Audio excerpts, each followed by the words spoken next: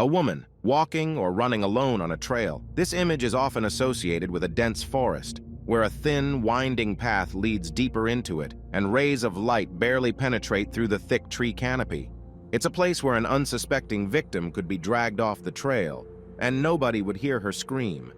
But what if it's a sun-drenched, highly popular pathway located right in the heart of the city, where people stroll almost at any time?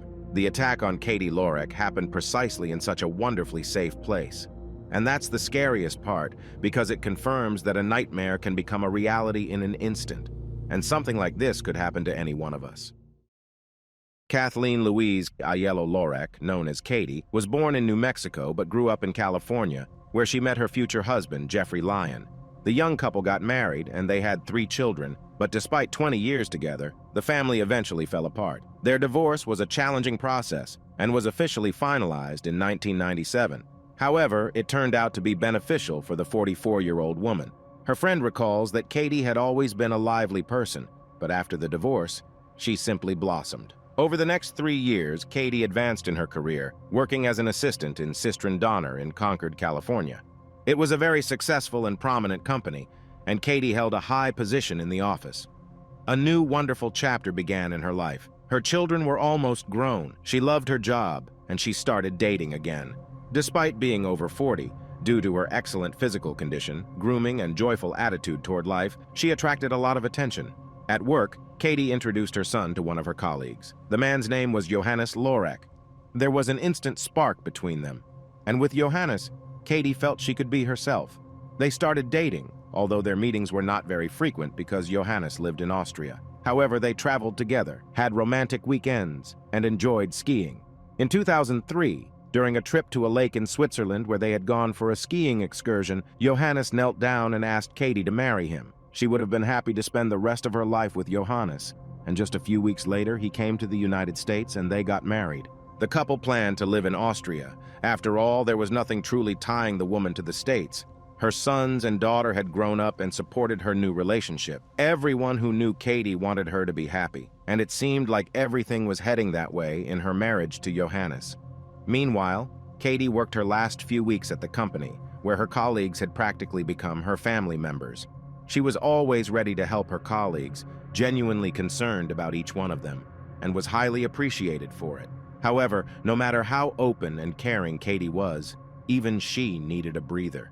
Her respite became the daily walks along a trail that started behind the parking lot of her office. During every lunch break, she would put on comfortable sport shoes and stroll along a trail slightly over 20 kilometers long. The Contra Costa Canal Trail passes through several residential neighborhoods, offices, and is surrounded by moderately dense but perfectly suitable greenery for walks. Besides enjoying the fresh air, Katie valued this time because she could make personal calls, especially to her husband. In Austria, it was around 9 o'clock in the evening, making it comfortable for the spouses to communicate.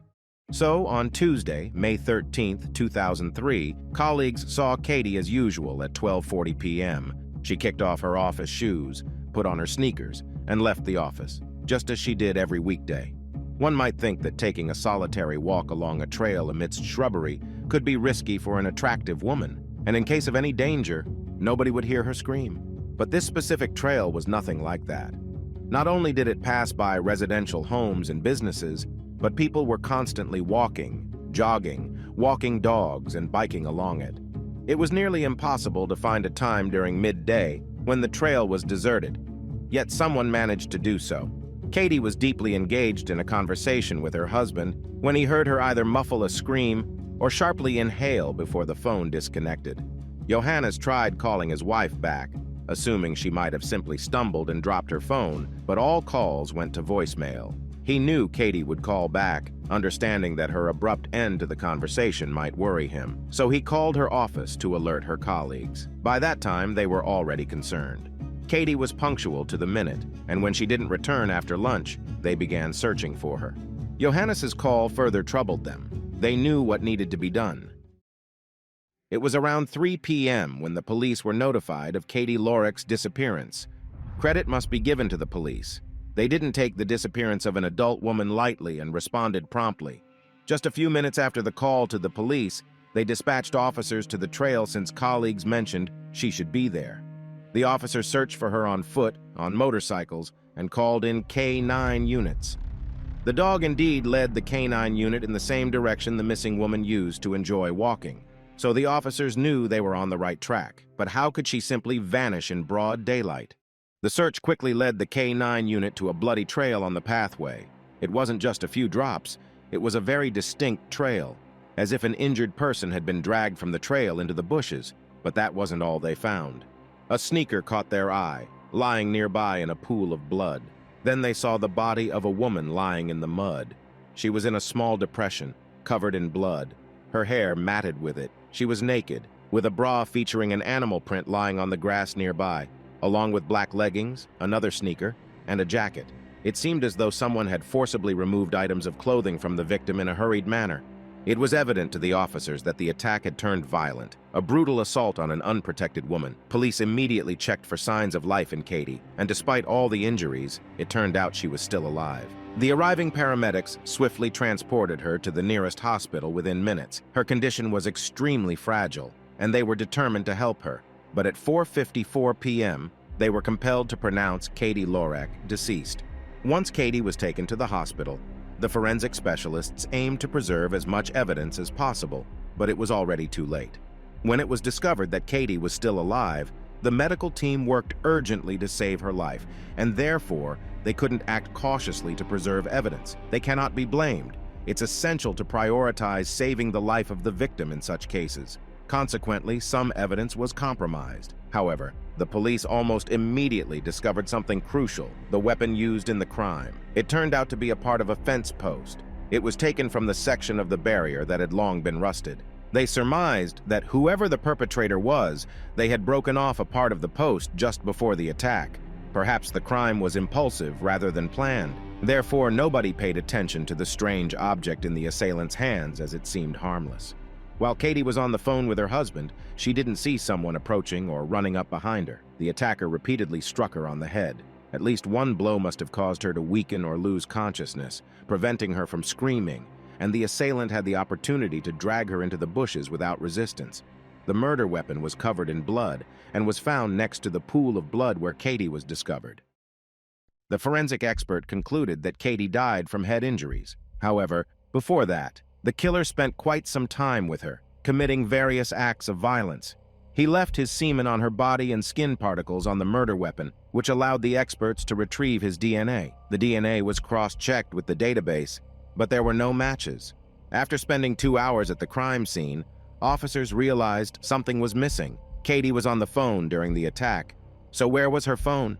It turned out the phone was on, and a ping led the police to an apartment building where 23-year-old Juan Sanchez lived. However, if investigators thought they would quickly arrest the suspect and close the case, it wasn't so simple.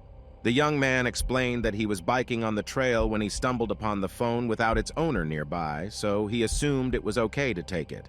Juan showed the police where he found the gadget, and it was right near the crime scene. His words were trustworthy, but not entirely convincing. He was asked to provide a DNA sample, and he readily agreed. Preemptively, it soon became clear that Juan was telling the truth. His DNA did not match the sample. He had merely found the victim's phone and was not the killer. However, since DNA comparison was going to take some time, the police delved into Katie's life. In such a fierce attack, the perpetrator is usually someone known to the victim, especially if the victim is a woman. First and foremost, detectives focused on Katie's ex-husband. What if the woman's second marriage had triggered jealousy and rage in him? However, despite the difficult divorce, there were no signs of animosity between the former spouses. Furthermore, Jeffrey had an alibi, which ruled him out as a suspect. Before marrying Johannes, Katie was dating another man who lived in Germany, but on the day of the murder, he happened to be in the city due to interesting circumstances. Moreover, Katie had met him just 2 days before her death. Yet again, they couldn't link the man to the crime scene or establish a motive. What if the new man in the woman's life was responsible for her death? It wouldn't be the first time a man didn't want to be tied down by the bonds of marriage, but wasn't content with a divorce either. Usually money becomes a factor, such as insurance. Certainly, Johannes was thousands of kilometers away from his wife and spoke to her on the phone. On the other hand, he knew her schedule better than anyone, knew where she would be and at what time. Could he have hired a hitman? However, the murder weapon indicated that it was a spontaneous, not a planned crime. Besides, a hitman would likely have tried to flee the crime scene as quickly as possible rather than tormenting the woman. Everything suggested that the victim and the killer hadn't been acquainted before the incident. Therefore, detectives doubled their efforts to find witnesses who might have noticed something unusual on the trail that day. People recalled walking there themselves or with their pets, going to work, riding bikes. One cyclist remembered a stranger asking him for a cigarette. Overall, it seemed like an ordinary day, not hinting at anything out of the ordinary. Despite the shock that something like this had happened on the trail where they felt safe every day, a few witnesses remembered a man acting strangely. He was pointing at the canal, showing fish, as if trying to attract the attention of passers-by. Two unrelated individuals asked to collaborate with an artist and ended up producing two remarkably realistic and similar composite sketches of this man. The only difference was the sunglasses that the man had on his head. The composite sketches were publicized in the media, and the public was asked for assistance. This prompted hundreds of calls from people eager to help. Furthermore, a reward was offered for assistance in apprehending the killer, $10,000 promised by the police, along with an additional $25,000 offered by Katie's company. The police compared the composite sketches with photos of local men who had been arrested for displaying aggression. The more they looked, the more they believed they had found a suspect, a man who lived in the area and was known to frequent the trail. He had been arrested for minor offenses and for assaulting a judge. His name was John Kaler, a 32-year-old. John was a mechanic who suffered from several mental health issues. He had several offenses on his record, mostly related to driving under the influence and an impulsive attack on a judge right inside the courthouse. At that time, he was in handcuffs and was immediately pulled away from the judge, but the attack was documented. There were no other aggressive actions, especially towards women, registered against him. However, he was remarkably similar to the composite sketches. Additionally, the search efforts lost track specifically on the street where John lived. The police were convinced that this wasn't just a coincidence and that they had apprehended the killer. They even called Katie's relatives and informed them that they had found the prime suspect. Now, they needed to detain him as carefully as possible. The police arrived at John's father's house where he resided. His sister answered their knock. She confirmed they were at the right address, but John was no longer available to talk. John had died. On May 14th, the day after the investigation began, John went to the Golden Gate Bridge and jumped. The police were allowed to search the house. They found another piece of evidence supporting their theory, a pair of sunglasses identical to those in the composite sketch. They discovered clothing with something resembling bloodstains on it, and in John's room there was a newspaper article about Katie's murder, along with the composite sketches of the suspect. What was the police supposed to think? Could this be a coincidence? It seemed like John had committed the crime, realized the police would be onto him soon, and decided to end everything by going to the bridge. The police were confident that they closed the case within 72 hours. The man's body was in the morgue. All they needed was to take his DNA and compare it to the sample found on Katie Lorek. Witnesses identified John Keller from a photograph as the man on the trail that day. The DNA check became merely a formality. Confident in their righteousness, the officers declared to the media that the case was solved and proclaimed that the cruel murderer and rapist, John Keller, had been identified. Journalists descended upon the man's relatives, demanding answers to their questions and not allowing them to mourn their son and brother peacefully. In response, they criticized the detectives for not waiting for the DNA comparison results. John Keller's sister and father were convinced that the police were mistaken. His father stated that it was irresponsible to connect several random facts and fit them into a picture of the murder. They destroyed the reputation of a young man that was already tarnished. "It's unthinkable," he said. The family was distraught.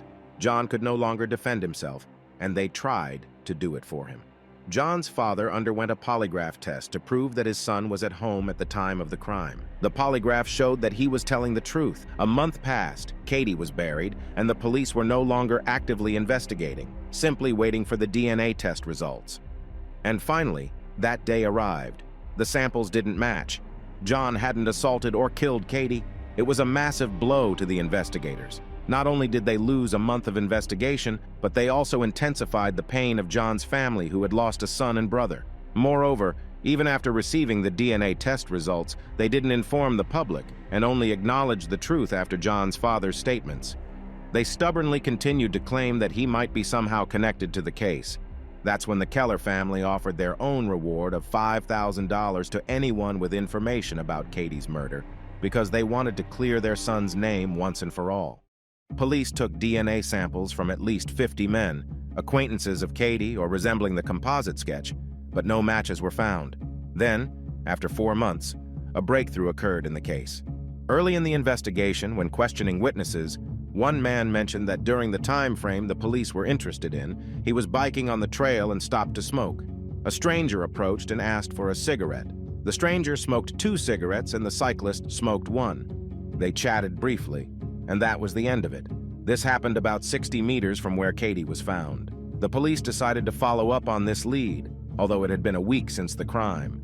They found a spot with 3 cigarette butts on the ground. Fortunately, they hadn't been rained on, and after 4 months, the DNA comparison result came back. The stranger who asked the witness for a cigarette was the rapist and murderer. But now the challenge was how to find him. The only hope lay in the memory of the cyclist.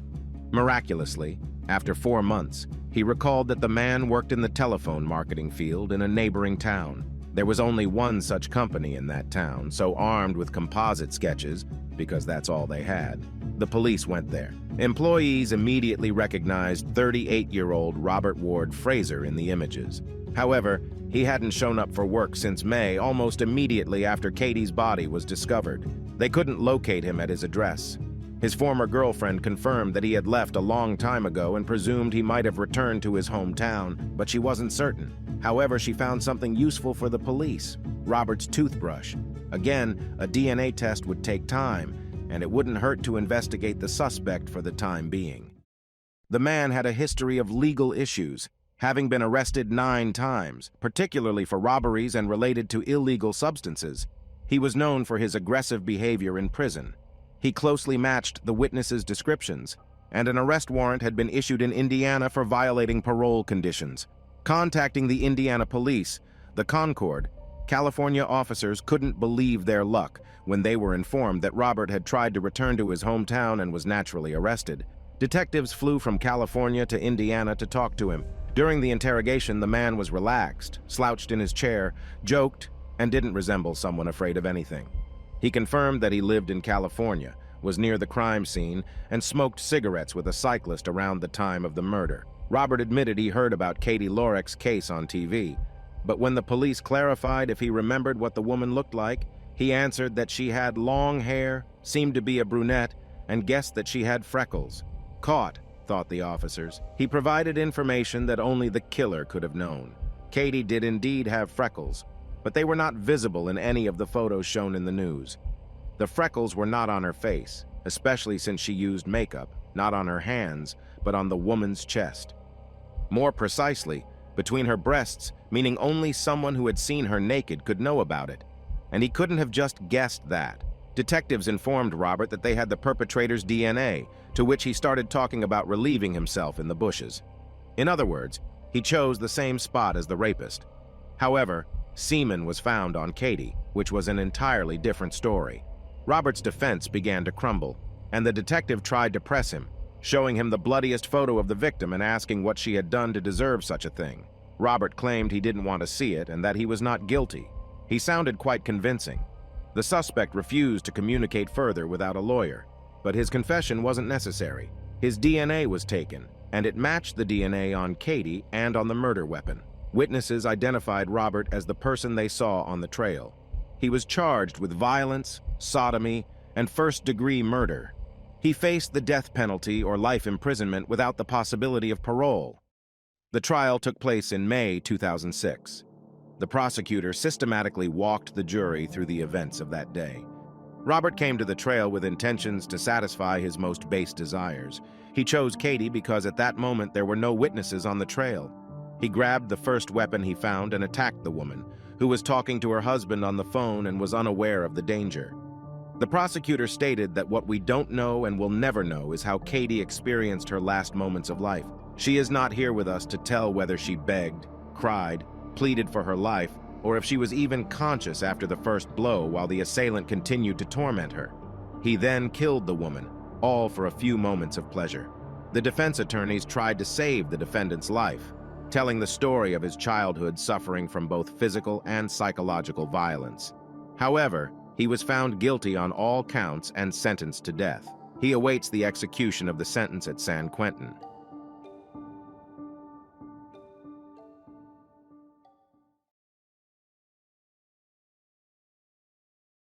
Early in the morning on June 1st, 2018, hiking enthusiast Mark Powers was walking through Joshua Tree National Park in California. While strolling through a remote section of the park near one of the main roads, he couldn't help but notice a large flock of birds surrounding something on the ground. Mark approached. Vultures, as it turned out, were circling over the remains of an obviously dead animal. For some reason, Mark decided to take photos of this scene before moving on. He forgot about the incident until the following day when he began telling his wife about the walk and showed her the photographs. As she was examining the pictures, her expression suddenly changed. She stated that they needed to call the police. Women's intuition didn't fail her, but the spouses couldn't have guessed that their call would kick off an extraordinary investigation, unraveling a tangled web of jealousy, rage, addiction, secrets, and lies. The Rangers received a description of the place where Mark Powers saw the vultures and headed there. Upon arriving, they immediately realized that something unusual was happening. Besides the vultures, the Rangers spotted a coyote roaming around the park in broad daylight. 5 meters from the road, they noticed a shallow grave. Animals had already reached it, but the Rangers understood that in front of them lay the remains of a middle-aged man, the upper part of his body. He had been lying there for at least several days. During this time, animals had reached the lower part of the body, which Mark Powers had seen and photographed. Realizing that natural death was out of the question, the Rangers called the sheriff's deputies to investigate the crime. They immediately realized that the victim had been buried hastily in a shallow grave, but had been killed elsewhere. Despite the decomposition of the body, it was evident that he had suffered multiple traumas, and there would have been a lot of blood at the crime scene. But there was none. In fact, there were no clues at all. The only thing that stood out was the careless burial of the man. The grave was 1/2 meter deep and wide. If the killer had dug a larger hole, it would have taken much longer to find the body. Moreover, the grave was located near one of the main roads in the park. This indicated to the detectives that whoever killed the man was in a hurry and nervous. The remains found in the park were sent to the coroner's office for an autopsy, which confirmed the obvious. The man had been murdered. He had suffered multiple blows to the head with a blunt object. The strikes were very forceful, and the murder displayed excessive cruelty and rage from the attacker. Despite the body having been in the park for quite some time and having been reached by animals and birds, the coroner managed to obtain the victim's fingerprint. Thanks to this and a match in the Department of Motor Vehicles records 2 days later, detectives established the victim's identity. He was identified as 54-year-old Henry Allen Stange. Henry lived in Murrieta, just 30 miles away, but the killer had attempted to dispose of the body 100 miles from the scene. Now, the investigation was in the hands of the city police. Sheriff's deputies went to Henry's home but found it empty and all doors locked. They had to force entry through the front door to get inside. Initially, they didn't see anything unusual, like signs of forced entry, struggle, or robbery. They noted some minor disorder, but it appeared as if Henry had stepped out for just a minute. However, their sense of well-being changed when officers entered the garage. There, a truly horrifying scene unfolded before their eyes. Dried blood was everywhere. Blood splatters adorned items that Henry kept in the garage and stained the concrete floor. At the back wall of the garage, there was even a drying pool of blood. There would have been more blood if someone hadn't attempted to clean up, indicated by a pile of towels and the lingering smell of bleach in the air. As later confirmed, all the blood belonged to Henry. This led to the conclusion that the attack indeed took place in the garage, and he was taken to Joshua Tree Park afterward. Henry was beaten with something heavy. Presumably, he was assaulted with his own sports barbell. He tried to resist but fell. However, the killer didn't stop. Instead, they relentlessly continued to attack the victim. Detectives noticed a set of wires previously connected to surveillance cameras, but the cameras themselves were missing. This meant that whoever broke into the man's home knew about the cameras and their locations. After all, The attempts to clean the blood and the disposal in the park clearly indicated haste, so if the killer didn't know about the cameras, they would have surely missed them.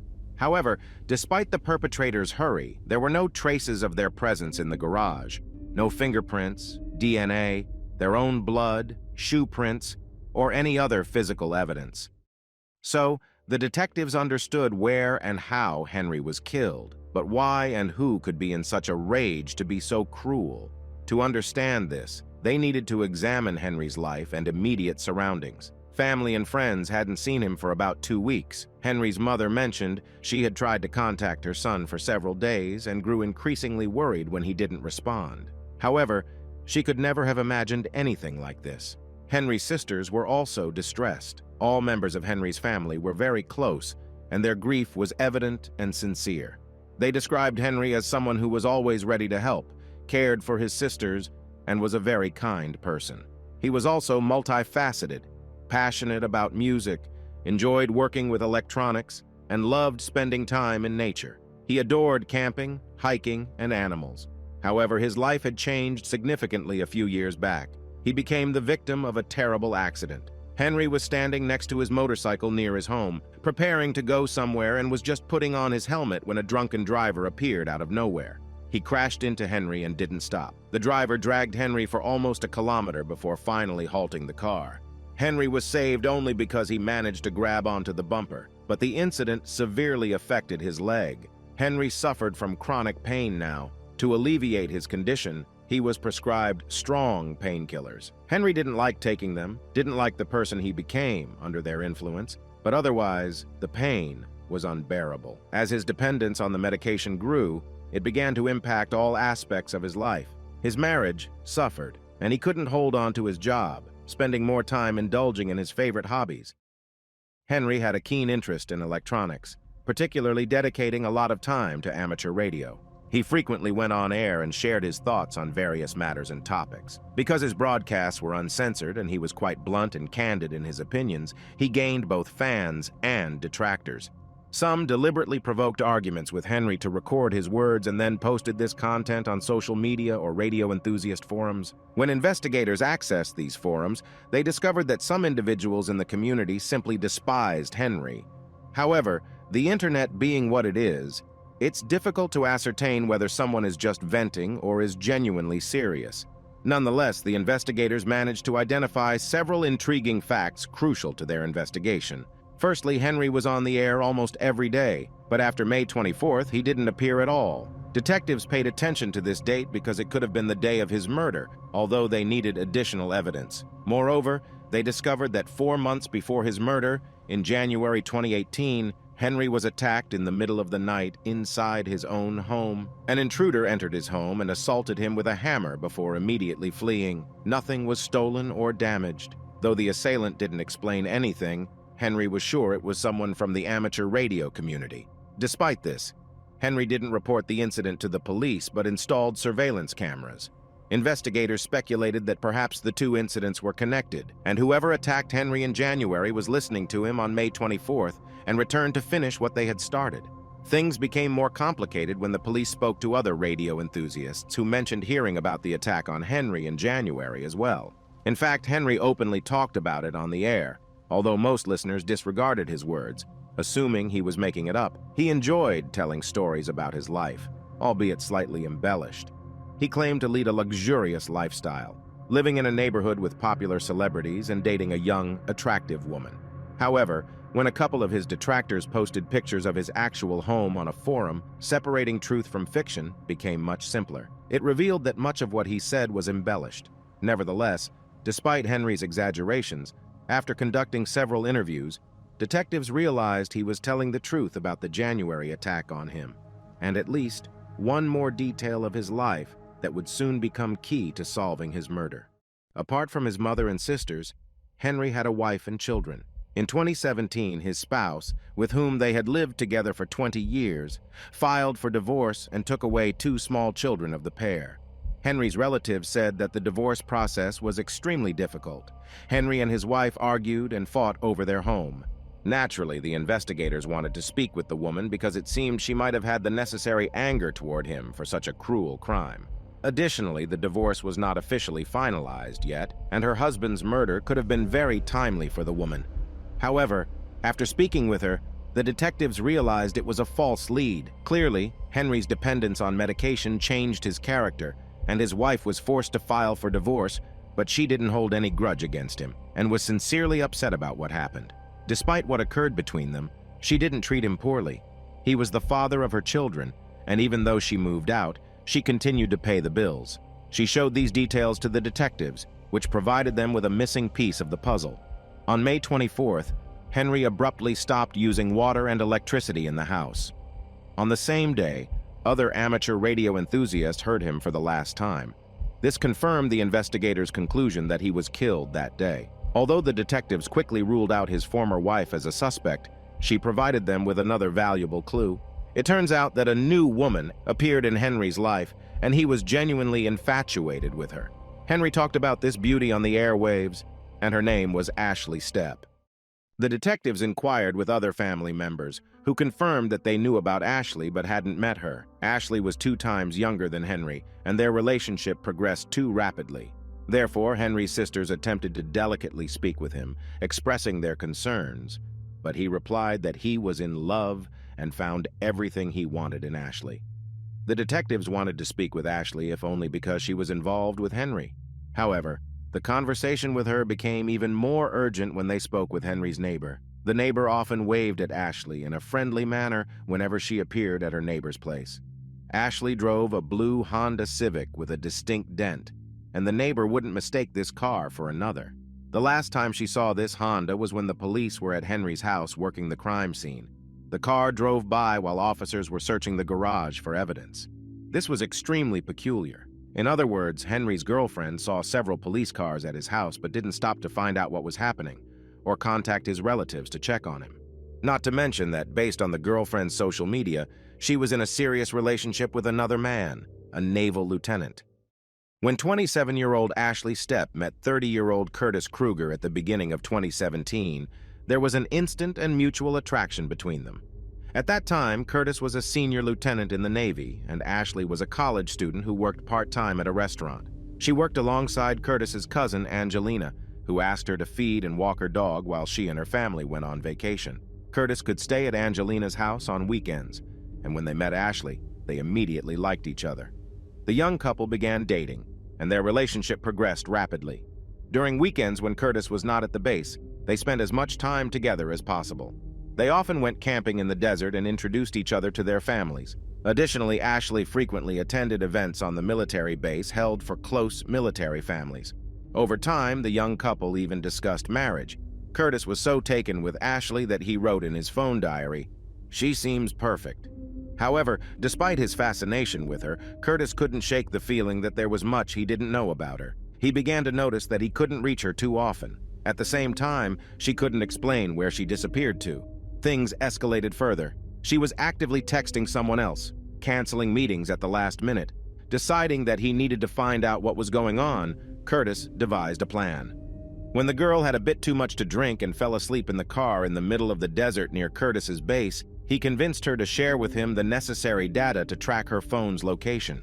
From that moment on, Curtis tracked Ashley's location, and he no longer doubted that she was lying to him. Suspecting that all three, Henry, Ashley, and Curtis, might have been involved in some kind of romantic triangle, the police examined the phone records of Ashley and Curtis and found out that on May 24th, the day of Henry's presumed murder, both had been near the victim's house. Of course, the police were very eager to question the young individuals, but it was evident that they would demand a lawyer and the interrogation would end there, so the detectives resorted to a trick. They approached Ashley's brother, Kevin, who happened to live conveniently across from the police station. But prior to that, they wiretapped the phones of Curtis and Ashley. The officers told Kevin that they were investigating a crime and a photo had emerged. They showed Kevin the photo, depicting Ashley with Henry, and asked if he knew who these people were. Kevin replied that he didn't know the man, but the woman in the photo was his sister, Ashley. Pretending as if it was news to them, the officers requested Kevin to take a photo of Ashley and Henry and send it to his sister. Perhaps she knew something. Kevin agreed. Ashley immediately called Kevin and claimed that she didn't know the man in the photo and had no knowledge of any crime. The officers acted as if their interest ended there, but in reality, the chain reaction they had hoped for had already been set in motion. The detectives were interested in Ashley's next call. The girl called Curtis and completely incriminated herself, calmly discussing Henry's murder. They talked about how someone could understand they were involved, how they disposed of the body, Joshua Tree Park where they left the body, and even the cameras, details only the murderer could know. Of course, they didn't directly confess to the murder, but the subject of the conversation was more than evident. The couple was arrested and brought in for interrogation. Curtis refused to answer questions and demanded a lawyer, but Ashley didn't stay silent for long. As soon as she heard the recording of the incriminating conversation, she admitted to seeing the body in the garage and being at Henry's house when he attacked him. She desperately tried to avoid revealing her accomplice's name, but the detectives helped her by mentioning that they already knew it was Curtis Kruger who attacked Henry. When they mentioned his name, Ashley gave in. She confessed that she had been involved with both men. Curtis found out about it and showed up at Henry's house on May 24th when Ashley was there. In a fit of rage, Curtis killed his rival, and afterward, Ashley helped him clean up the house, suggested removing the security cameras, and helped bury the body in the park. Curtis, of course, wasn't going to confirm or deny the girl's words, but the police were no longer concerned about that. They were confident that the case would now be handled by the district attorney's office. Their surprise was profound when the prosecutors deemed the evidence insufficient, the investigation incomplete, and they decided not to press charges against Curtis and Ashley. It was a significant blow to the investigators, but they had to release the couple. It seemed like a failure in the investigation until, unexpectedly, representatives from the U.S. Navy Criminal Investigative Service intervened just in time. As Curtis was in the military, they declared that if the district attorney didn't press charges against him, they would. Curtis was arrested again and placed under military arrest. Fortune favored the investigation when a girl called the Criminal Investigation Service, providing the final piece of the puzzle they needed to unravel this web of lies and secrets. She called Curtis and told him about a horrific act he confessed to several months before Henry's murder, an assault on a person using a hammer, which she now suspected to be Henry. Her call shed new light on the attack at Henry's home. Henry thought he was attacked because of his hobbies and bold statements on the airwaves, never imagining it was because of his girlfriend. The police went back to Ashley to get her comment on this information. This time, she didn't even try to remain silent, though she could have simply refused to speak to the police and invoked her right to an attorney. But for some reason, she decided to confess immediately. As it turned out, on January 22nd, Curtis used her phone's location data to track her to a gas station near Henry's home. He demanded explanations, and she admitted being with another man. Curtis became furious and demanded she show him where the man lived. When they arrived, he ordered her to stay in the car, took a hammer, and entered the house. He stormed in, attacked Henry, and fled. Curtis believed he had killed Henry, but when Ashley visited him the next day, he was in terrible shape, but alive. Despite what happened, Ashley continued seeing both men. Curtis understood this and thus knew where to go on May 24th when he attacked Henry again. Ashley told the investigators where Curtis had disposed of the hammer, in the desert near an abandoned trailer they used for camping. Fortunately for the police, it was still there. The hammer was severely bent, showing the intensity of Curtis's rage. The police had enough evidence to persuade the district attorney's office to press charges against the accomplices and move the case to court. However, investigators had only uncovered part of the story. Despite Ashley telling the police about her conversation with Curtis at the gas station in January, she didn't confess to her boyfriend that she was cheating on him. She claimed she was addicted to medication. When she was 23, she suffered a severe hip injury and was prescribed powerful medication. Although the pain dissipated, the dependency remained, costing her $600 a day. Ashley told Curtis that she had been taking pills from Henry for a few months. He agreed to share them because he had enough due to his foot problems. To keep their intimate connection a secret, she falsely accused Henry of assaulting her. Did she really think her military boyfriend would let this go? Naturally, he flew into a rage. Only later, when he discovered that she continued seeing Henry, did he realize she had lied. The police uncovered all this when they obtained a warrant to search Curtis's phone and other devices, where he had been making diary entries for months. He began questioning whether Ashley was telling him the truth. On May 24th, Ashley was supposed to come to his base for a family golf event. When she didn't show up, Curtis became suspicious. He tracked her phone and discovered it was at her parents' home, but her parents were out of town. By this time, Ashley knew her boyfriend was tracking her, so she hid her phone in a flower pot in her parents' house to cover her tracks and went to Henry's place. But Curtis guessed her move, asked his superior for an evening pass, and went to Henry's house. Their argument quickly turned into a fight. Understandably, Curtis, being physically stronger than the disabled man with a bad foot, didn't stop even when Henry fell to the floor. However, according to investigators, Henry was alive when they put him in the car and drove him into the desert. Curtis Kruger appeared before the court in August 2020. The prosecution claimed that he saw Henry as a rival, and the emerging love triangle pushed him to commit the crime. The defense, on the other hand, insisted that Ashley's double life drew both men into a deadly situation. The jury apparently decided the truth lay somewhere in between. Curtis killed Henry, but it wasn't planned when he went to his house on May 24th. Curtis was found guilty of assaulting the man in January and murder in May. He was sentenced to 3 years for the hammer assault and from 15 years to life for second-degree murder. As investigators believed Henry was alive when the couple took him from his home, Ashley was initially accused of kidnapping, a serious crime in the USA. But later, a deal was offered to her that sparked much debate. She pleaded guilty to aiding and abetting and was sentenced to 10 months in prison, 3 years on probation, and treatment for addiction at a specialized center. However, she violated some basic rules while in this center, so she was briefly sent back to prison. It's remarkable. She was fortunate with the deal, but she couldn't endure a little and follow the rules while trying to help her recover from addiction. Of course, she's already free anyway, despite the opinion of many, including Henry's family, that she's guilty of something more than just aiding and abetting. Yes, she was in the bedroom when Curtis attacked Henry in the garage on May 24th, but she knew who assaulted Henry with a hammer in January and didn't warn him. After the murder, she didn't call the police, helped clean up the blood, suggested Curtis take the cameras, and of course, took Henry's medications. Henry thought he found everything he wanted to see in Ashley. Curtis was sure she was perfect for him. But what about Ashley herself? In this case, it's hard to understand where the whole truth lies, especially concerning Ashley.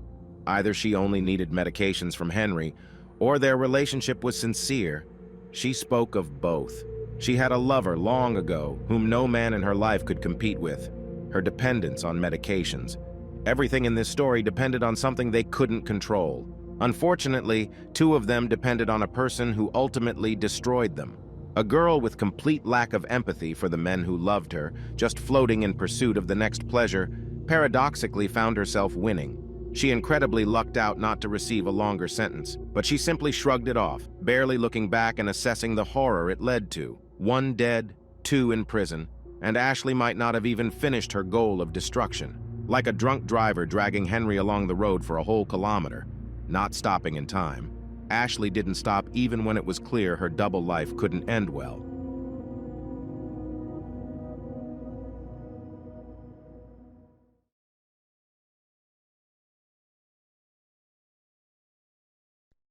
May 16th, 1998.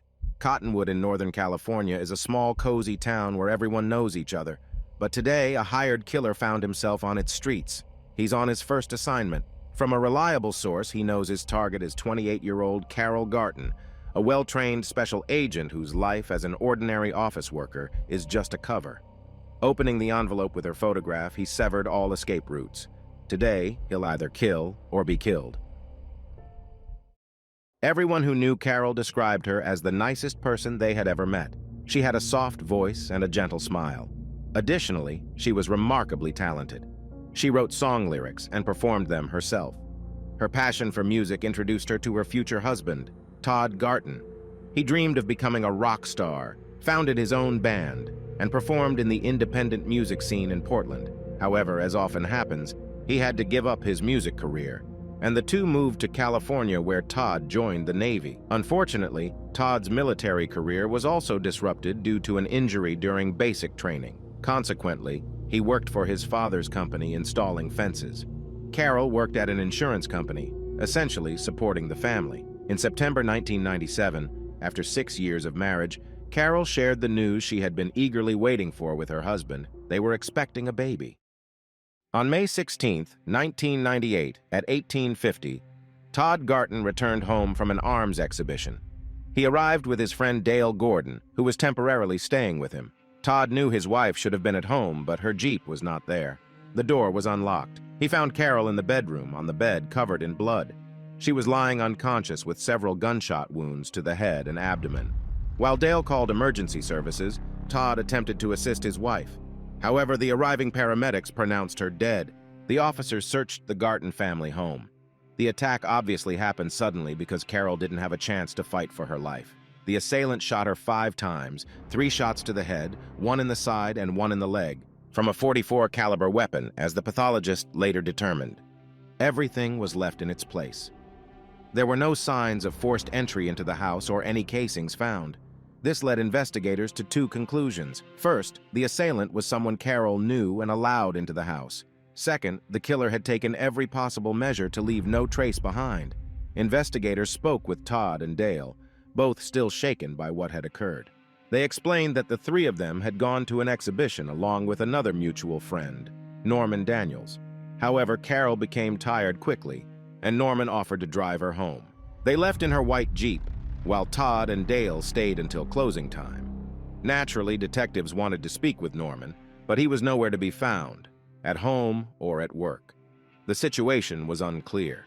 Norman could be a suspect or a victim of a second murder. In any case, he was the last person to see Carol alive, and it was crucial to find him as soon as possible. 28-year-old Norman worked with Todd and Dale at the fence installation company. The men quickly bonded as all 3 were former military personnel. Norman juggled 2 jobs as he was a single father taking care of his young son. He was a very pleasant and quiet guy. His friends trusted him completely and couldn't believe he was capable of harming Carol. While the police waited for Norman at his home and workplace, patrol officers discovered Carol's Jeep abandoned on a road outside the county limits. There were no traces of any crime in the vehicle, leaving the investigators puzzled. However, their confusion was short-lived. A taxi pulled up to Norman's house and he emerged from it. He was immediately taken to the station for questioning.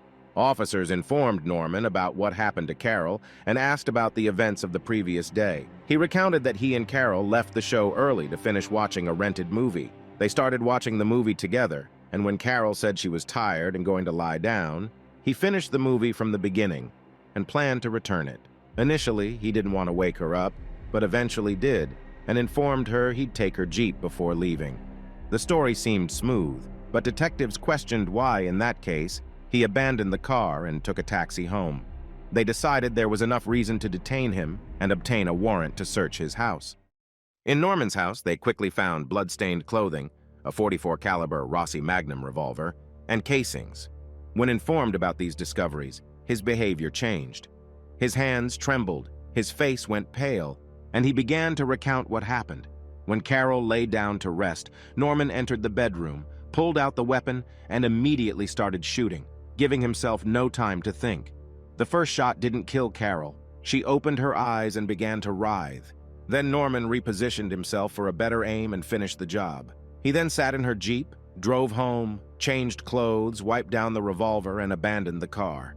Norman's account perfectly matched the evidence, creating the impression that the case was solved. But why would he cold-bloodedly murder his girlfriend, who was 8 months pregnant? Norman claimed he was envious of Todd and Carol. However, this explanation didn't align with what investigators knew about him, his character, and his relationship with the couple. For Carol's friends and family, Norman's arrest was a shock. They couldn't believe his guilt for a minute. Nevertheless, he was arrested, and his phone conversations were recorded. Through this, the police eavesdropped on a particularly intriguing conversation between Norman and Todd. Norman informed Todd that the police found the weapon and knew everything. In response, Todd promised to reach out to certain influential people who could help them. All of this seemed suspicious to the investigators. They pressed Norman, and he revealed what prompted him to commit the murder, but it was completely different from what the police expected to hear. He confessed that he carried out a contract for a secret organization named The Company, consisting of ex-CIA operatives and other covert government organizations, providing hired killing services. The company had affiliations with the Irish Republican Army, or IRA. The IRA was an armed group that had resisted British occupation in Northern Ireland for decades, aiming to unify with Southern Ireland. Norman explained that he received a contract to kill Carroll and became the one assigned to the task, taking orders directly from an IRA commanding officer, Colonel Sean. The investigators could hardly believe what they were hearing. A secret organization comprising former operatives entrusted a task to someone like Norman? And why would an ordinary office worker become a target in this conspiracy involving the IRA? Norman explained that she was also a member of the company and needed to be eliminated because of her previous objectives, also as a member of the company. The order was delivered to Norman on March 28th, 2 months before the murder. Inside a wax-sealed envelope were photographs of Carroll, notably one where she was pictured with Todd and another man. The men's faces were crossed out, while hers was circled. It also contained her home and work addresses, phone numbers, and the period assigned for the task, from March 28th to May 20th. Additionally, it detailed Carroll Garton's previous training as a special agent. Detectives were at a loss. Did such an organization really exist, or was this a figment of Norman's imagination? To understand, they inquired about how he became a member of the company. It turned out Todd introduced him to the organization's activities. Without delving into specifics, he hinted at completed tasks and mentioned that working for the company could be quite lucrative. Norman added that Dale was also privy to this secret. Shocked that Dale was also involved in the activities of the mysterious company, the investigators invited him to the station. He didn't hesitate to confirm Norman's story immediately. Dale learned about the company approximately a year before the murder. There was a contract to eliminate a man from Oregon named Dean Noyce, and Todd invited 2 friends to assist him. The contract was placed on Dean because he was embezzling money at work. Other hired killers were also after him, so it was necessary to hurry if they wanted to get to him first. It was up to Dale to pull the trigger according to Todd's plan.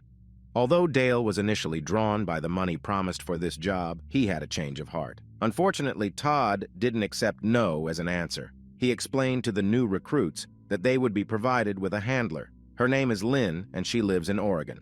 So the 3 men headed to Oregon.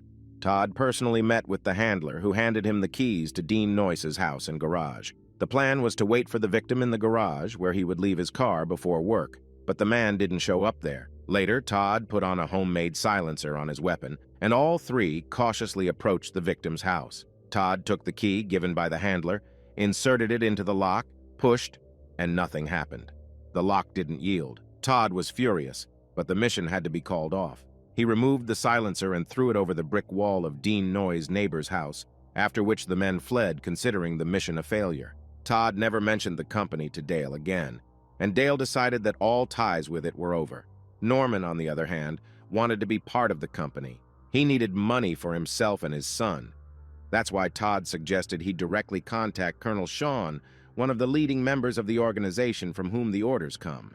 Norman reached out to the colonel via email, asking for another assignment.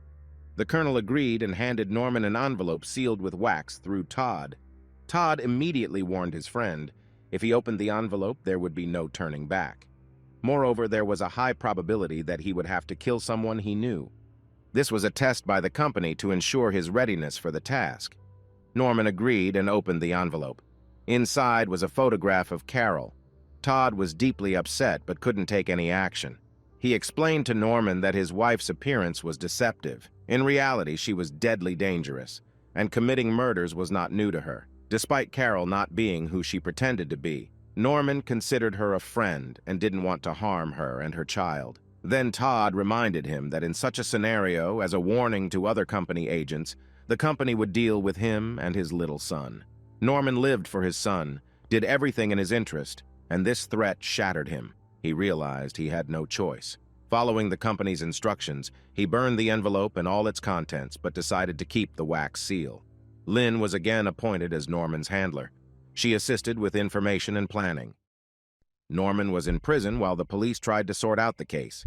Judging by the phone conversation, Todd was involved in this story much deeper than it seemed, but additional evidence was necessary before levying suspicions against him to press charges. Therefore, on May 23rd, a week after the crime, detectives attended Carroll's farewell. Next to Todd, they saw a woman who never left his side.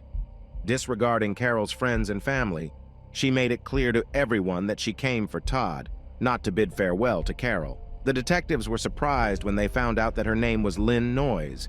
Could she be the same Lynn who acted as the curator of the murders? Detectives put two and two together, and the story of the failed murder began to unravel. Lynn Noyes was the wife of Dean Noyes, a target of the notorious company. It turned out that Lynn had known Todd for many years, even before his marriage to Carol. She had been a fervent fan of his when he performed in a rock band. They stayed in touch even after Todd's marriage, and now the old flame reignited with new force. Meanwhile, in search of evidence of the company's existence, officers searched the yard of Dean Noyes' neighbors and found a silencer. That was precisely where, according to Dale's words, they had tossed it. So this part of the story was confirmed. It seemed the men's story was truthful and Lynn Noyes was involved in the conspiracy. Detectives wondered if she could be behind the company. The woman, of course, denied everything, so the detectives obtained a warrant to seize the computers of Lynn, Todd, and Norman. On all three devices, they found evidence of the conspiracy. Lynn Noyes indeed instructed Norman, pretending to be the curator of the company. She and Todd exchanged romantic messages confirming their relationship. But the most shocking evidence was that the IP address of Colonel Sean led to Todd Garton. It was Todd behind all the crimes. But what stopped him from simply divorcing his wife? Armed with this new information, investigators again interrogated Lynn. This time she didn't resist and confessed to everything. When Carol learned, after 6 years of marriage, that they would soon have a new addition to the family, her joy knew no bounds. But her husband actually didn't want to be a father. He enjoyed being the center of attention and didn't want to care for anyone but himself. So he remembered the woman who was always willing to do anything for him. Todd promised Lynn that they could be together if they secured themselves financially. Both Carol and Dean were insured for a large sum. Hence, the lovers decided to get rid of their legal spouses, get the money, and live together. Doing all of this before the birth of the child. Initially, the plan was to get rid of Dean. The plan was to intercept him in the garage at work, but at the last minute, Lynn changed her mind and persuaded her husband to take another car that didn't fit in the garage, thus saving his life. The second attempt to kill the man also failed, and as Carol was soon to give birth, the accomplices turned their attention to her. After Todd's arrest, he didn't confess to anything, but an undeniable clue was found in his house. The envelope sent to Norman was sealed with a red wax stamp depicting a goat. The exact same seal with traces of red wax was found in Todd's house. Todd Garton's trial began in 2001. He insisted on his innocence and tried to convince the jury that everyone else was guilty except for him. This time, nobody bought into his lies. He was found guilty and sentenced to the maximum punishment. He is still awaiting the execution of his sentence. Norman was sentenced to 50 years in prison. Lynn admitted her guilt, receiving a sentence ranging from 25 years to life. Dale also confessed to conspiracy to murder Dean. He was sentenced to 10 years in prison. After serving 8 years and 7 months, he was released, getting a second chance at a normal life. Dale admits regret for wanting to kill Dean and not preventing Carol's murder. He allowed Todd to manipulate him, appealing to their shared past in the Navy. But the ultimate manipulation was the death of Carol and her unborn child. Her husband convinced Norman to kill Carol to save his son, though in reality Todd's real target was his own child. They're not often found in real life, but Todd Garton was an evil genius. He thought he'd be a rock star, then a war hero. Instead, he built fences with his father. So he started creating a world where he was the main character. To make this world real, he needed to involve others, selecting friends among those he could manipulate. He sold them a fantasy, assuring them that they were capable of things only read about in adventure novels. Todd Garton spent his entire life crafting stories, but the story of his own life is not one to admire.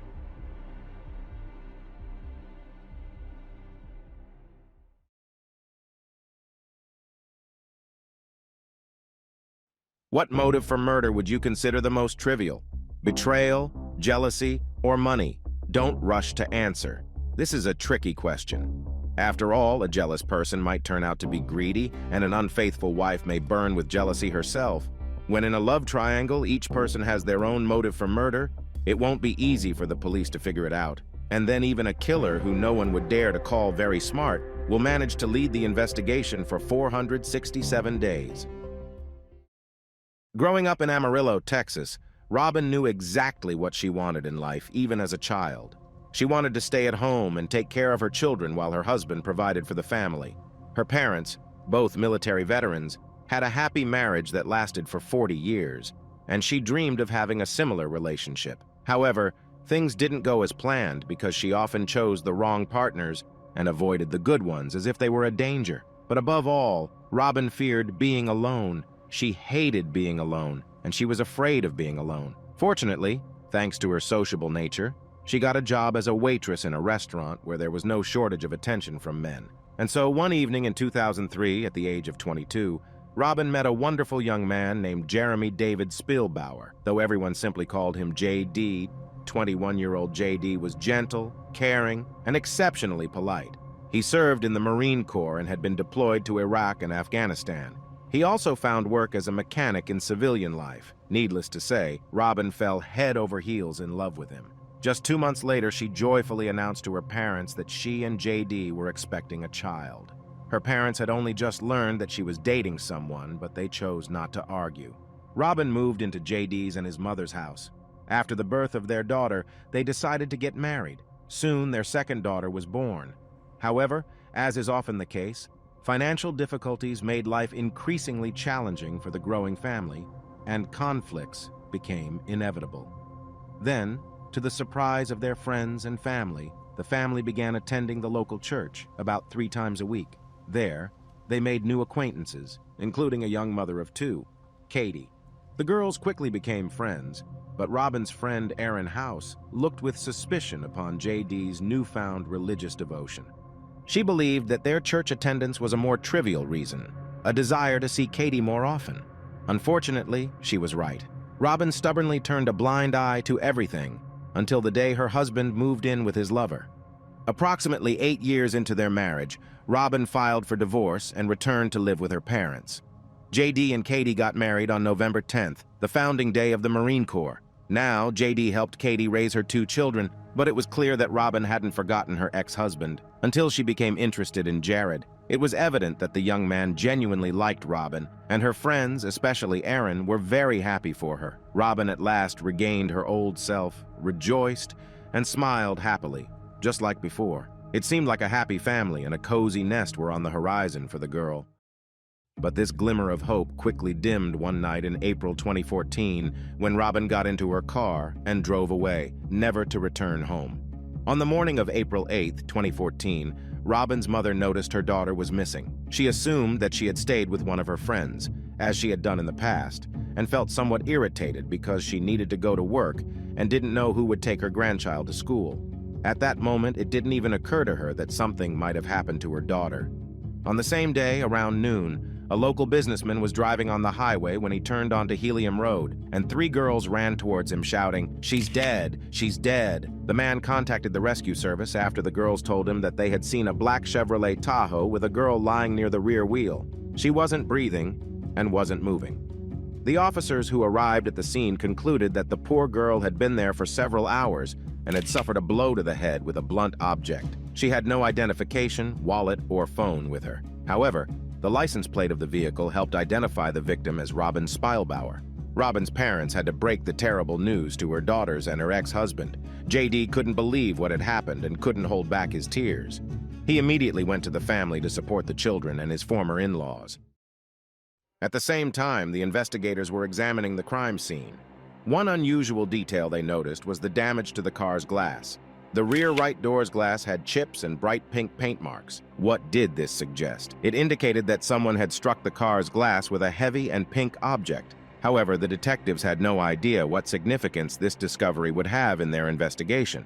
Therefore, they began questioning Robin's acquaintances. Her boyfriend Jared stated that after work, he went home, played video games, and went to sleep. JD also claimed that he was at home, had 2 glasses of beer, and fell asleep. He hadn't come anywhere near Helium Road that evening and had no idea where Robin might have gone, why, or with whom. However, his phone told a completely different story. According to his text messages, he and his ex-wife were planning to meet that evening.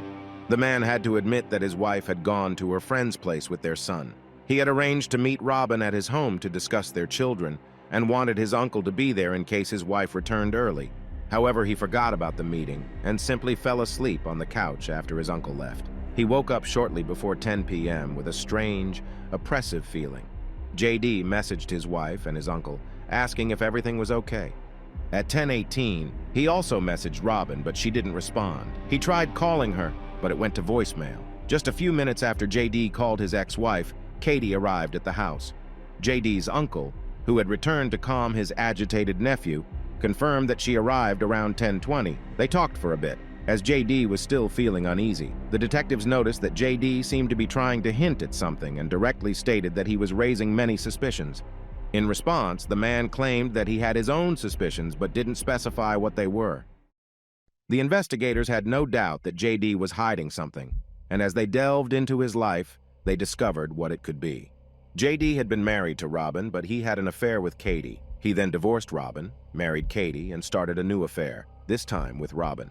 JD claimed they maintained friendly relations for the sake of the children, but Katie suspected there was more between him and his ex-wife. JD and Katie argued nearly every day, and Robin found it amusing. She wanted Katie to take her own medicine. The two women fought for a man they both considered a traitor, and what made him worth fighting for remained a mystery. Robin's friend Aaron even recalled an incident in 2013 when Robin came to Katie's house to pick up the girls. Katie grabbed and pushed her down the stairs, climbed on top, and started beating her. Robin managed to push her off. When Aaron heard about this, she warned her friend not to be alone with Katie because she was one of those crazies who could kill her. 5 months after that fight, Robin was dead. The investigators, of course, spoke with Katie. She admitted not liking Robin, but claimed she never threatened her. However, she stumbled on the same issue her husband did, her own text messages, and not just 1 or 2 messages. In the 4 days leading up to the murder, Katie sent her husband 336 angry messages. It was clear that she was furious and struggling to find a way to vent her anger. Less than an hour before the murder, she sent the following message to her husband. "My dreams of a happy family have evaporated. I won't force you to continue bearing this burden. You started it, whether you want to believe it or not. I will end it." Statements like these, in the eyes of the investigators, turned the jealous wife into a murder suspect. However, Katie had not only a motive, but also an alibi. She and her son spent the evening at her friend Savannah Guinness's house. They left around 10 p.m. and returned home at 10:20, which was confirmed by JD and his uncle. Furthermore, there was no evidence connecting her to the crime scene, at least not at that point. On the same day that investigators were interrogating Katie, the forensic expert conducted an autopsy on Robin. At the crime scene, it appeared that she had died from a severe blow to the head with a blunt object, but the autopsy revealed something more. A .22 caliber bullet had been fired into the back of the victim's head. Now the police began searching for the weapon. Robin's parents, who lived just a few houses away from Katie and JD, watched as the police conducted a search in their former son-in-law's home. The family had an entire arsenal in the house, which was quite common for Texas. However, one small detail caught a lot of attention: a pistol with a bright pink frame, the same caliber as the bullet that killed Robin. A piece of plastic had broken off the pistol. Therefore, the investigators returned to the crime scene and combed the area around where they found the car. They discovered a .22 caliber shell casing and 2 bright pink plastic fragments that obviously matched the pistol. What was particularly intriguing was that before they found the weapon, but after the murder, the investigators had browsed Katie's Facebook page and found a photo of her shooting the very same pink pistol. However, before they could realize the significance of this discovery, she deleted the photo. It seemed like Katie didn't want the police to know about the weapon. But why? Detectives took a closer look at where she was at the time of the murder. You may remember, she had an alibi. She and her son spent the evening with Savannah's family and left at 10 p.m. However, Savannah told them that Katie and her son had left at 9:50 or around that time. Just 10 minutes, but they were crucial. It only takes from 3 to 5 minutes to drive from Savannah's house to Helium Road. These 10 minutes cast doubt on Katie's alibi, and her best friend was the one who brought it to light. There was more. At 10:13, Katie's phone pinged at a tower that could be considered close to both Savannah's house and the crime scene. This meant that Katie had the means, opportunity, and motive to commit the murder. The police believed they had everything they needed for an arrest. They arrested Katie in front of her 12-year-old son, Diego. By the way, as all witnesses confirmed, Katie was with her son the entire evening. Wouldn't he have noticed if his mother had stopped the car in the middle of a field, had an argument with someone, and then committed a murder? Especially since Robin had not only been shot, but also struck with a blunt object on the head. The teenager surely would have noticed. But when he was questioned, he said that all he remembered was sitting in the car with his mom and playing games on his phone while they drove around the city. Thus, on April 11, 2014, just 4 days after the murder, the investigators informed Robin's parents about the arrest. Robin's loved ones lost a daughter and a friend, but the consolation for them was that the person responsible for her death, Katie Spielbauer, was behind bars. Is the case closed? Not quite. Katie remained in jail, unable to post bail, while investigators and District Attorney James Farron built their case against her. They soon received assistance from an unexpected source. JD came to the police station and stated something he had maintained all along. He had been at home with his uncle when he received a message from Robin proposing a meetup on Helium Road. This time, JD added to his story by saying that just after 9 p.m., Katie returned home. She was in a bad mood and started an argument. JD, not wanting to fight, went to his bedroom and lay down. When he woke up, he found that his wife had left in his car. That was when a terrible feeling of dread overcame him, and he decided to check if everything was all right. JD and his uncle received responses from Katie, confirming everything was fine, but there was no response from Robin. When the detectives asked JD why he decided to tell them about this now, he explained that the thought of his wife being involved in Robin's murder was driving him insane. The investigators challenged JD's story, which contradicted phone records available to the police. JD's phone pinged at 9:23 while he was on his way to the crime scene.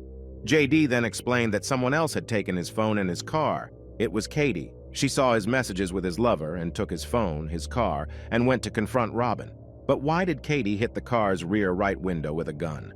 The detectives were convinced that it was likely the lovers had met on Helium Road, sitting in the back seat of the car when Katie arrived. She fired her gun before JD could react, and now he was torn between his loyalty to Katie and his desire for justice for Robin. After a few more days, JD finally agreed to tell everything. JD and Robin had met on Helium Road, sitting in the car and just talking about the kids.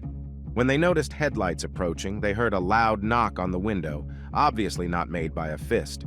JD opened the door, and it was Katie. The girls immediately started arguing.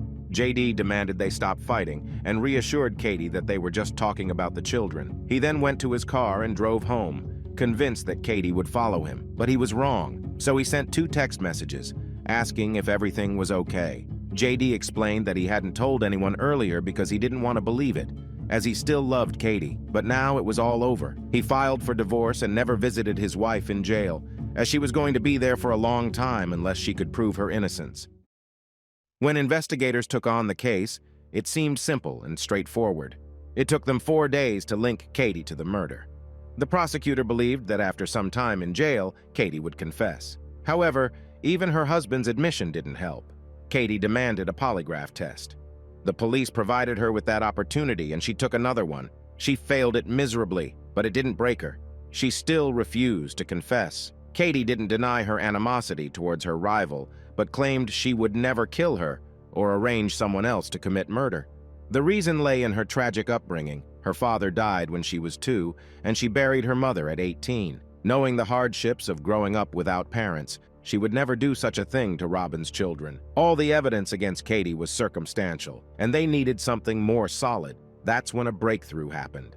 In the prosecutor's office, someone mentioned a case where smartphones could leave digital footprints when connecting to Wi-Fi networks. Katie's phone had its Wi-Fi turned off, but her son Diego's phone had it on.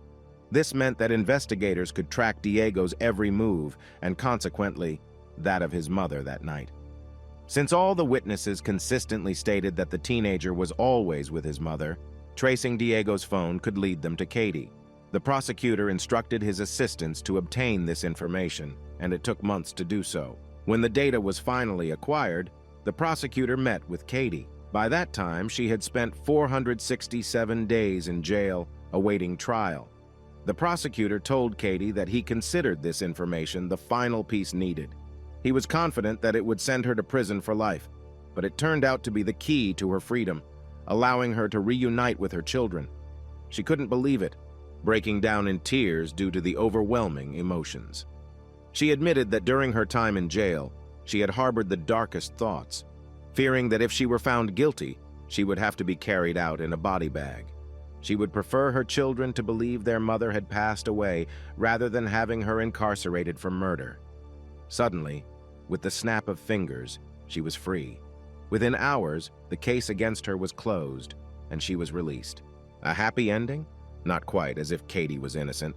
It meant that someone else got away with murder. The prosecutor publicly admitted his mistake. He realized that J.D. had outsmarted him simply because everyone underestimated him, believing he wasn't clever enough to orchestrate a murder.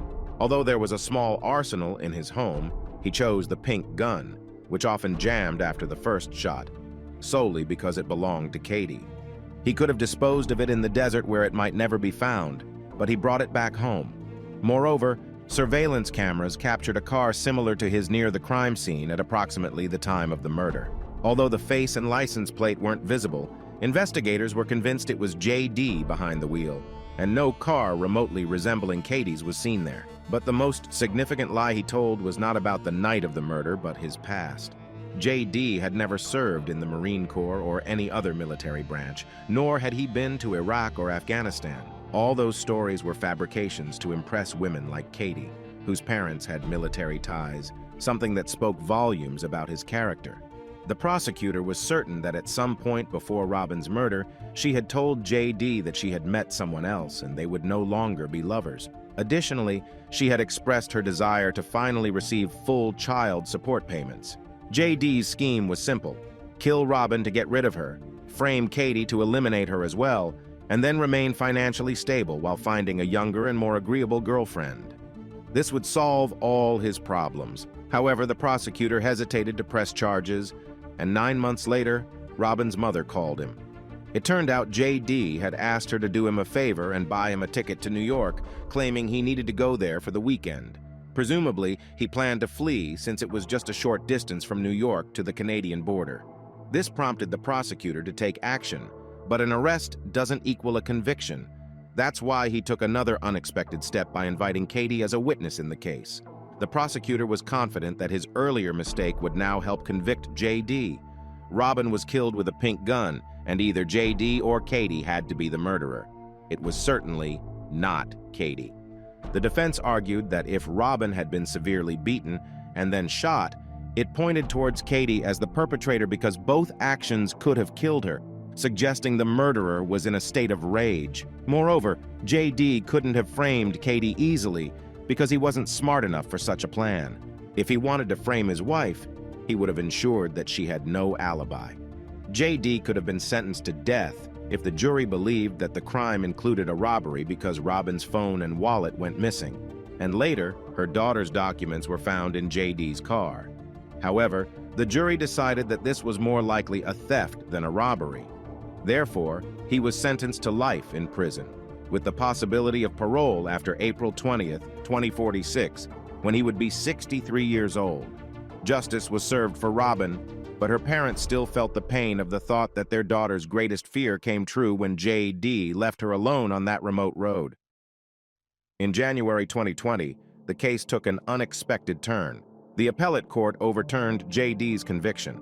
It turned out that 2 jurors had formed opinions about the defendant and the case before the trial, which was not allowed by the procedure.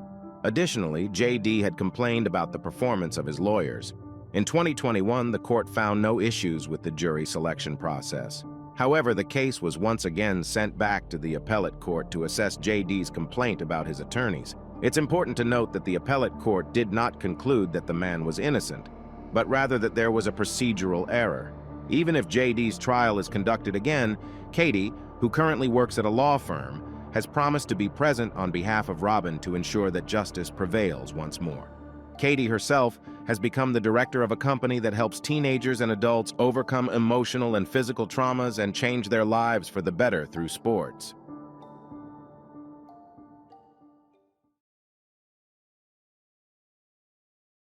The offended ex-husband, the jealous, despotic boyfriend, the rejected suitor, a one-night stand partner, a teenager with a string of police involvements, or a niece with a better friend. One of these people killed a loving, caring, joyful mother of 3, sending the police on the trail of possible leads to catch the murderer and attempting to seek justice for the victim and her family. The question remains, will justice be served? Nature generously endowed Dana Laskovsky with the best qualities one could find in a person. At 36, Dana was a very beautiful and lively woman, a kind and responsive friend, a talented artist, and a loving mother. Children constituted the most important part of Dana's life. Above all else in the world, she wanted to be a mother, but for some time, she and her husband Sam struggled to have children. However, when their family expanded to 3, Dana and Sam's happiness knew no bounds.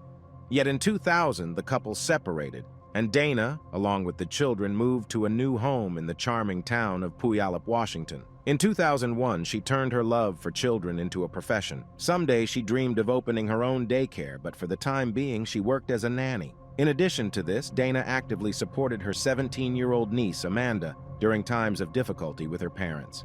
For Amanda and her best friend, Emily, Dana was the aunt that every teenager dreams of having. The girls often stayed overnight at Dana's, sought her advice on any matter, and in general considered her more of an older friend than an aunt. The rest of the important people in Dana's life included Mike, whom she met approximately a year after parting ways with her husband. Mike was a pleasant man residing in Canada, but made the effort to visit Dana as often as possible, especially since the drive wasn't too time-consuming. Unfortunately, not everything was smooth in their relationship. Dana's best friend, Shauna, and Mike's best friend, John, didn't speak highly of Mike. The main issue in their relationship was that Dana was a very beautiful woman who often attracted the attention of other men, something that, to put it mildly, did not sit well with Mike. And one of the men who showed interest in Dana, thereby irritating Mike, was Patrick. Patrick worked for a telecommunications company and met Dana when he connected her television after her move. The new neighbor immediately caught Patrick's eye, but she politely rejected his advances. However, he continued to send her flowers and love notes persistently. Initially, Dana probably considered these gestures harmless. When Mike saw flowers from a competitor, he became jealous and very angry. He demanded Patrick's phone number and address, promising to deal with the persistent suitor the same day. Dana did not appreciate this. Firstly, she just wanted to continue ignoring Patrick. Secondly, she didn't want her boyfriend making decisions for her. Mike and Dana argued, and they even decided to temporarily part ways. During this period in August 2001, which coincidentally preceded Dana's death, she had dinner with her friend Shauna. To their surprise, Mike's best friend John joined them. John had recently broken up with his girlfriend, and Dana and Mike were on a break in their relationship. That evening, fueled by alcohol and caught up in the moment, they became involved with each other, much to Mike's dismay. Literally the next day, Dana received a note from her admirer Patrick, in which threatening undertones prevailed. It was probably only then that Dana realized she had a stalker. Patrick hinted that he had been watching her in her home. To her horror, upon inspecting her rooms, she indeed noticed that the protective screen had been removed from the window, as if someone had entered her home that way. Coincidentally, in August 2001, Dana's ex-husband Sam attempted to re-enter her life. Sam arrived unannounced to inform her that he had sold their house. For months after their separation, they had been trying to sell the house, so he bought a bottle of champagne to celebrate this development. Sam hinted at wanting to reconcile, expressing that he wasn't ready for a divorce, but they ended up having another argument, and Sam had to leave. On August 31st, 2001, the family for whom Dana worked as a nanny couldn't reach her. Dana never missed work, and certainly not without informing her employers. The family tried contacting Dana's neighbors, but they also couldn't get through to her. Concerned, they called the police and requested a welfare check to ensure everything was okay. When the police arrived at Dana's home, they knocked on the door. Getting no response, they circled the house and found the back door slightly ajar. Upon entering, they walked through the kitchen and discovered a woman lying face down on the couch. It was Dana, and she was dead. She lay in an unnatural position, with one arm above her head and the other beneath her, her body twisted in a strange way. Dana's neck showed signs of bruising. It was evident that she had been murdered. The officers immediately secured the crime scene and called in detectives. Examining the crime scene and finding bloodstains on the carpet, investigators concluded that Dana had struggled with someone before her death. After the murder, the assailant placed her on the couch, added a pillow, and covered her with a blanket, as if attempting to make her more comfortable. This strongly suggested that the crime was committed by someone known to Dana. On the other hand, a broken window hinted at a possible robbery gone wrong, especially considering the entire house had been ransacked in search of something. Investigators were perplexed, with half the evidence indicating a personal vendetta and the other half suggesting a robbery. After the autopsy, the forensic pathologist confirmed that Dana had been strangled.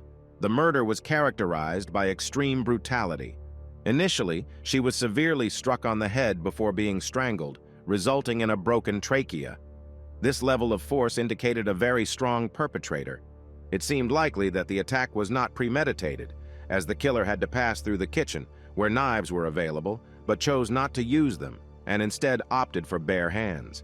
When a wife is murdered, one of the first focuses of the police is on the husband. It quickly emerged that Sam had taken out a substantial life insurance policy on his wife. The police rushed to find him, but Sam had seemingly disappeared, becoming the prime suspect. As it turned out, Sam had gone on a camping trip with the children. He had no mobile reception throughout the night and was unaware of Dana's death until he returned to civilization and received a barrage of calls and messages. When detectives finally managed to speak with Sam, they noticed bruises on his knees. He explained that he was into baseball and got the bruises during a training session. Regarding his relationship with his wife, Sam mentioned they were not living together, had arguments, but were trying to compromise.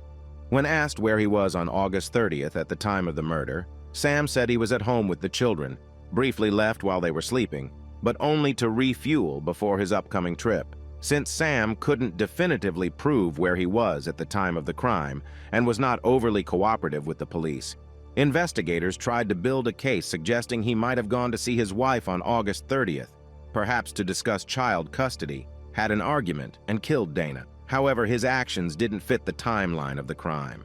It seemed implausible for Sam to put the triplets to bed, drive 2 hours to his wife's house just to argue and kill her, then make his way back and nonchalantly take the children for a relaxing outing the next morning. This version of events didn't withstand scrutiny, but suspicions weren't entirely lifted from him either. Surveying friends and family of Dana, investigators shifted their focus to a more likely suspect, Patrick, who had been harassing the woman. Shortly before her death, Dana told friends that Patrick had become fixated on her. She realized he was truly stalking her because he knew about things he couldn't have learned through other means. It reached a point where Dana informed the family she worked for that if she were to die unexpectedly, Patrick would be to blame. Adding to this, witnesses had seen a white van, similar to Patrick's, near Dana's house in the days leading up to the crime, painting a less favorable picture for the investigator. The police obtained a warrant to collect Patrick's DNA and search his home and van. Patrick reacted harshly, being rude and uncooperative when they arrived. However, as officers began the search, Patrick reviewed the search warrant and only then realized they were investigating Dana's murder. He had initially thought they had come to arrest him for harassment. Once he grasped the gravity of the situation, his behavior immediately changed. Patrick agreed to provide fingerprints, a DNA sample, anything to assist the investigation. He also mentioned his whereabouts on the night of the murder. After work, he stayed late with friends. His alibi was fully corroborated. Detectives reluctantly had to acknowledge that Patrick had been incredibly lucky because many witnesses and circumstantial evidence had pointed to him. Deprived of a potential suspect, investigators turned their attention to Mike, Dana's boyfriend. However, before they could talk to the Canadian, they discovered interesting information about him. Dana's best friend, Shauna, reluctantly admitted that Dana was unhappy with Mike's constant control lately. Additionally, Dana had cheated on Mike with his best friend, John. Curiously, John was genuinely in love with Dana, desired a serious relationship, and believed Mike wasn't a suitable match for her. In Dana's infidelity with John, investigators saw a clear motive.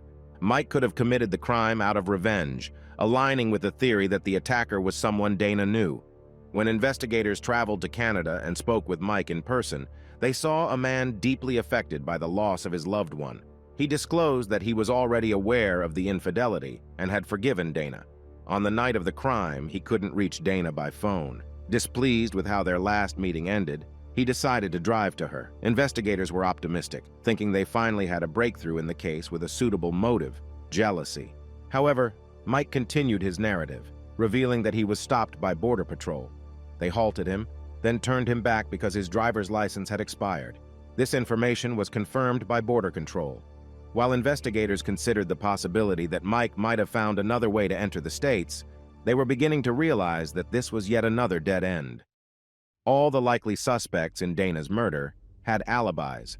Frustrated after 5 months of investigation, the Washington police sought assistance from an FBI profiler to help them create a profile of the perpetrator. Notably, they hadn't completely ruled out Dana's husband, Sam, as a suspect at that point. However, the profiler confidently stated that Sam wasn't the one who killed his wife. If Sam had committed the crime, it would have been planned, and he would have used a weapon. Moreover, Sam could have easily devised an attack plan during the 2-hour drive from his home to hers. The crime wouldn't have occurred on a day when he had custody of the children. Even if it was an unplanned attack, there would have been bruises on Dana's face because a man in a fit of rage would start with facial blows. Shocked by the news of Sam's innocence, the profiler asked if any of the people they interviewed displayed signs of remorse. He reminded the detectives that Dana knew her killer, and they were now searching for someone haunted by guilt. The police tried to look at the case from a different angle. It was then that they discovered something that matched this rather specific characteristic. In the book where guests could leave farewell messages at Dana's funeral, Amanda, her niece, left a rather interesting note. She apologized to her aunt for not being the best niece and wrote that she had been sober for 37 days, refraining from any prohibited substances. In principle, these words did not contain anything incriminating, especially considering that the girl had lost her beloved aunt, who had always been a friend and support to her. Nevertheless, there was something in them that made the investigators take a closer look at her. Amanda was invited to the police station for questioning. Now, with Dana, her protector, absent from her life, Amanda found herself in even worse company than before. The girl was genuinely devastated by Dana's murder and shared that her aunt had always been the person she could turn to when she had problems or when her relationship with her parents was strained. The police asked Amanda if she knew anyone who would go as far as to murder a woman who cared so much for her. They reminded her of how horrifying the last moments of her aunt's life were, possibly even showing her some images, and the girl broke down. She provided the police with the name of one of her friends, Blaine. Amanda told the police that Blaine had a violent temper and had once tried to push her onto the couch and assault her when she rejected his advances. She added that he had also been in Dana's house, and after her murder, he observed the crime scene from across the street while forensic experts worked. Furthermore, after her aunt's murder, she noticed scratches on his hands. Digging into Blaine's past, the police found that he had a history of various offenses. They were eager to talk to him, but there was a problem. Blaine had disappeared. He was living in a southern state, making extradition difficult, and he showed no willingness to cooperate voluntarily. Trying to find a way to question him, the detectives decided to start with interviewing his friends. This led them to his friend, who happened to be in jail at that time. When they explained that they wanted to question Blaine as a suspect in Dana Laskowski's murder, the friend exclaimed, "Wait, Blaine didn't kill Dana. Emily killed Amanda's aunt." Emily, Amanda's close friend who frequently visited Dana's house. The friend added that there was no doubt that Emily did it. They had long nicknamed her Mutant because of her inhuman strength. Emily could defeat anyone in arm wrestling, and her favorite move involved a grip that allowed her to practically choke her sparring partner. It was at this point that investigators realized they had overlooked a potential suspect who stood at only 158 centimeters tall and weighed 54 kilograms. The police brought Emily to the station.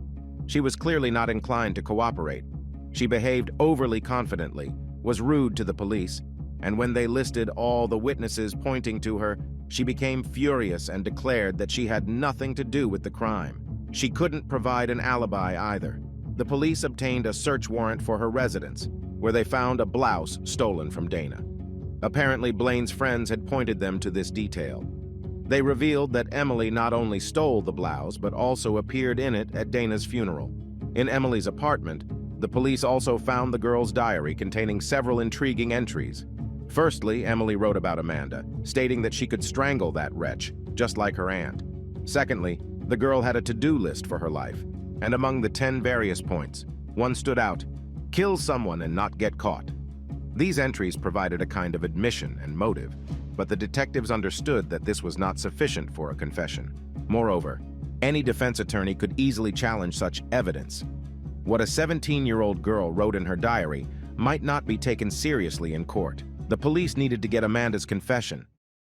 They invited the girl to the station again, this time directly accusing her of leading them astray several times and threatening to charge her as an accomplice.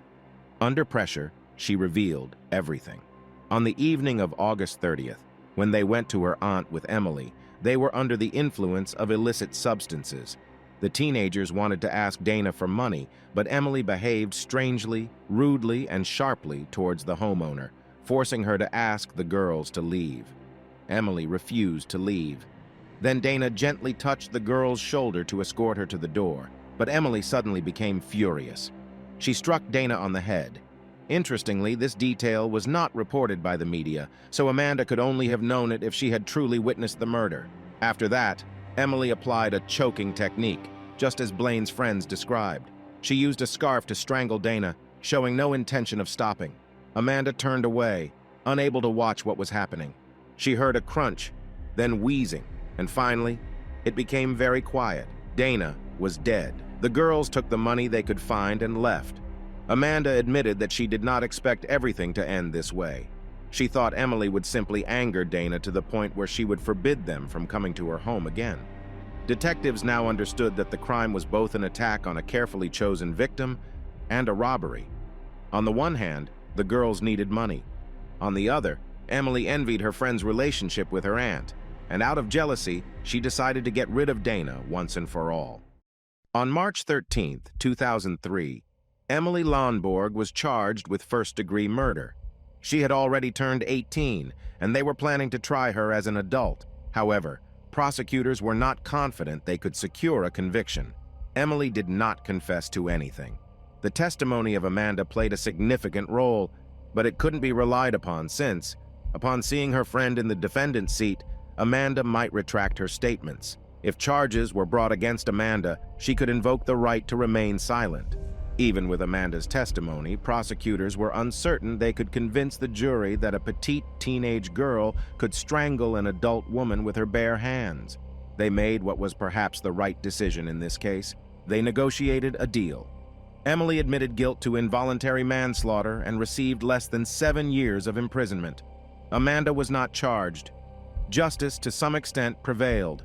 However, this case leaves a bitter taste because, in prison, Emily exhibited model behavior. Additionally, the time she spent in pre-trial detention was counted towards her sentence. Therefore, after just 5.5 years, she became a free person. She got married, changed her name, and became a mother. Emily Lonborg, who left 3 children without a loving mother, now enjoys the life she stole from her victim.